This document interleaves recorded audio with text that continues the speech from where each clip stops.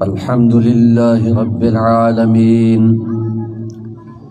والصلاة والسلام على سيد الأنبياء والمرسلين وعلى آله وأصحابه أجمعين وعلى من تبعهم بإحسان إلى يوم الدين. أما بعد، فأعوذ بالله من الشيطان الرجيم. بسم الله الرحمن الرحيم.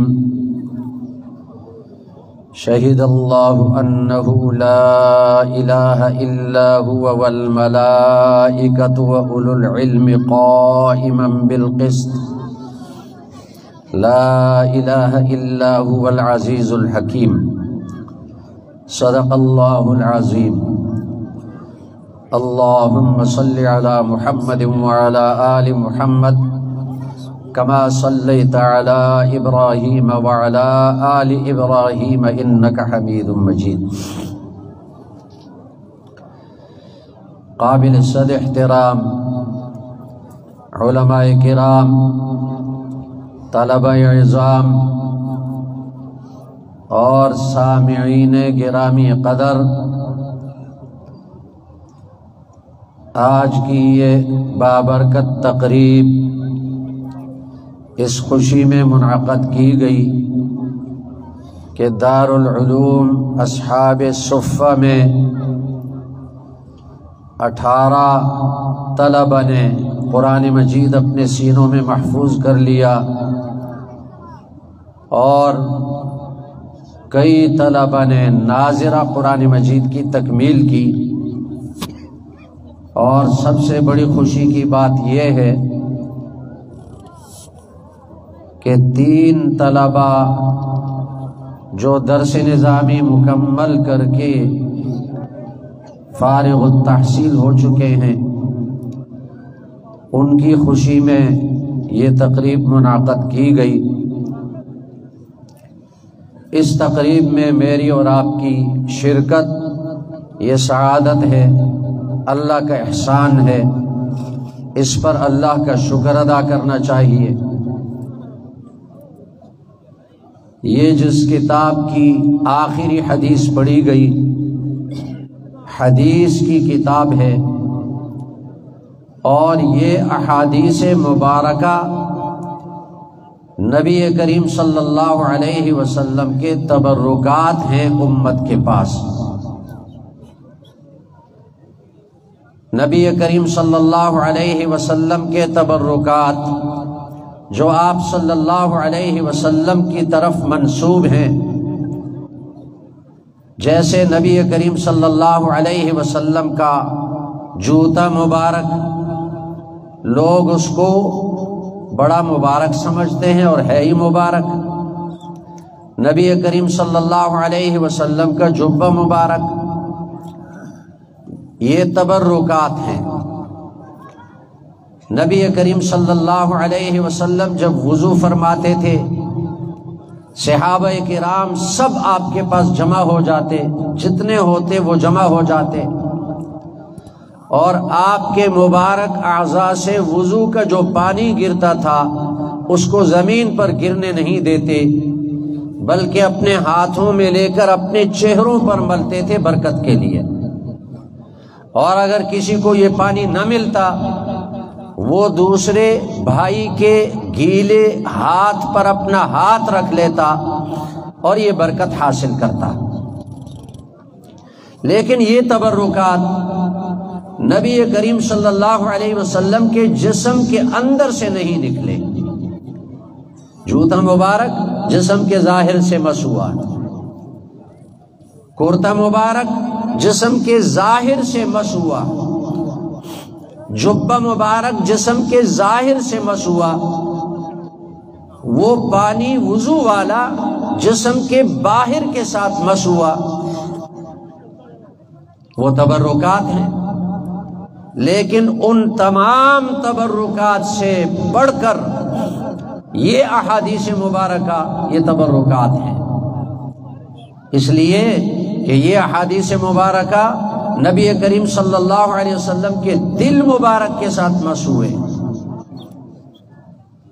آپ صلی اللہ علیہ وسلم کے دل پہ وحی کی صورت میں یہ اترے، اور پھر نبی کریم صلی اللہ علیہ وسلم کی زبان مبارک سے یہ احادیث نکلے۔ تو دل کے ساتھ مس ہوئے، زبان کے ساتھ مس ہوئے، ان احادیث نے گویا کہ نبی کریم صلی اللہ علیہ وسلم کا دل مبارک چھوا ہے۔ نبی کریم صلی اللہ علیہ وسلم کی زبان مبارک سے یہ مس ہوئے، تو یہ کتنے اعلیٰ درجے کے تبرکات بنے۔ اسی لیے محدثین حضرات نے ایک ایک حدیث کے لیے ہزاروں میل کا سفر کیا، لمبے لمبے سفر کیے احادیث حاصل کرنے کے لیے۔ جابر بن عبداللہ رضی اللہ عنہ کا واقعہ ہے، مدینہ منورہ میں رہتے تھے۔ ان کو یہ بات معلوم ہوئی کہ ملک شام میں ایک صحابی ہیں عبداللہ ابن انیس رضی اللہ تعالیٰ عنہ، ان کے پاس نبی کریم صلی اللہ علیہ وسلم کی ایک حدیث ہے۔ چنانچہ وہ فرماتے میں نے سواری خریدی، صرف ایک حدیث کے لیے سواری خریدی، اور مدینہ سے ملک شام تک کا سفر کیا، جو اس زمانے میں 1 مہینے کی مسافت کا راستہ تھا۔ اور ملک شام میں گئے، اس صحابی کے دروازے پر دستک دی، انہوں نے پوچھا کون؟ تو انہوں نے فرمایا جابر ابن عبداللہ۔ تو صحابی نے فرمایا جابر ابن عبداللہ صحابی؟ فرمایا ہاں۔ فرمایا اندر آئیں، آرام کر لیں، کھانا کھا لیں۔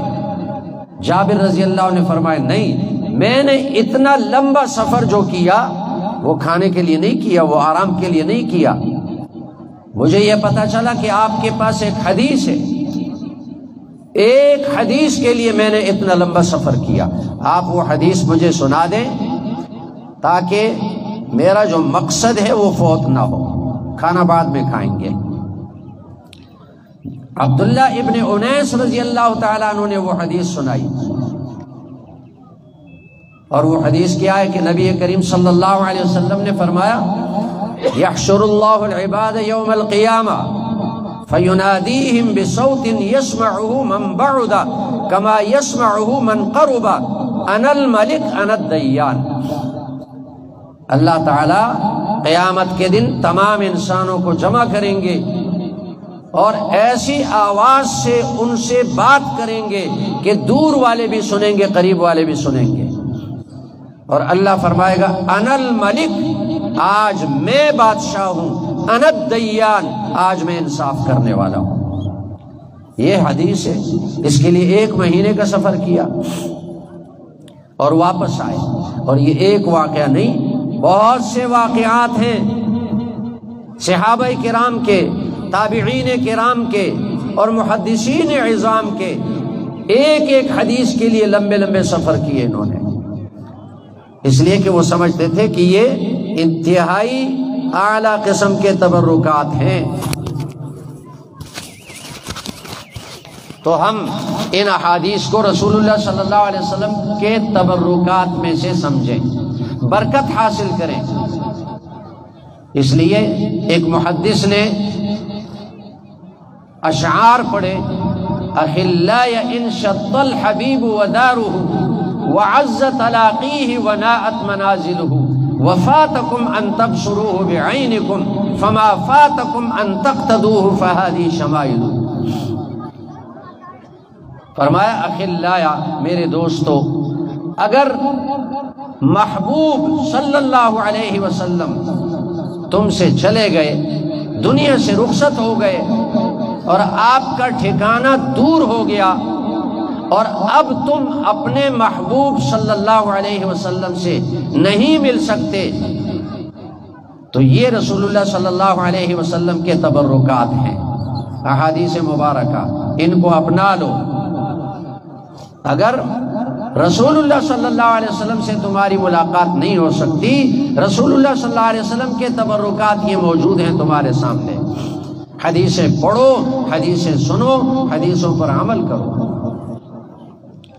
اور امام بخاری رحمہ اللہ جنہوں نے یہ کتاب مرتب کی، 16 سالوں میں امام بخاری نے یہ کتاب مرتب کی۔ اور یہ 16 سال کیوں لگے؟ احادیث کی تحقیق پر لگے۔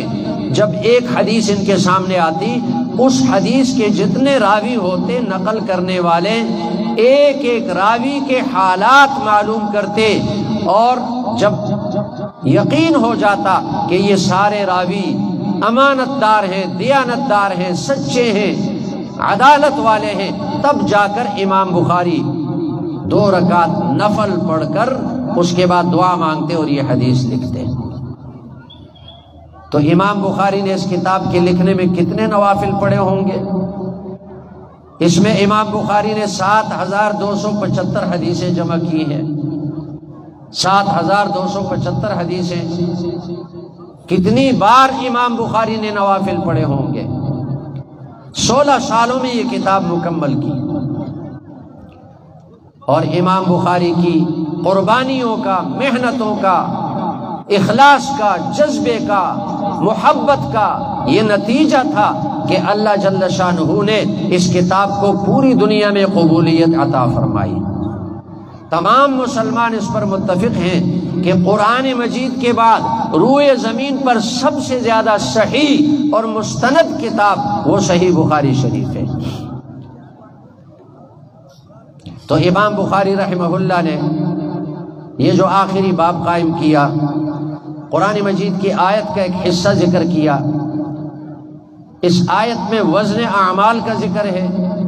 امام بخاری یہ ثابت کرنا چاہتے ہیں کہ قیامت کے دن ترازو قائم کی جائے گی، اور اس ترازو میں تمام انسانوں کے اعمال کا وزن ہوگا، تولے جائیں گے، اور اللہ تعالی بندوں کے اعمال کیوں تولے گا؟ اللہ کو ضرورت نہیں، اللہ عالم الغیب ہے، بندے کے تمام اعمال ذرہ ذرہ کا عالم ہے، اس کو ضرورت نہیں، لیکن پھر بھی ہر انسان کے اعمال ترازو میں تولے جائیں گے، یہ اتمام حجت کے لیے، تاکہ اللہ اپنا عدل ظاہر کرے۔ قیامت کا دن عدل والا دن ہے، انصاف والا دن ہے، اللہ اپنا انصاف ظاہر کرے گا، اللہ بندوں پر حجت تام کرے گا، ہر بندہ اپنے اعمال خود دیکھے گا کہ نیکیاں بھاری ہیں، وزنی ہیں، یا گناہ وزنی ہیں۔ ترازو کے ایک پلڑے میں نیکیاں رکھی جائیں گی، ترازو کے دوسرے پلڑے میں گناہ رکھے جائیں گے۔ اگر نیکیوں والا پلڑا بھاری ہوا، جھک گیا، تو اس بندے کے بارے میں فیصلہ ہوگا کہ اس کو جنت میں داخل کر دیا جائے، اور اگر خدا نخواستہ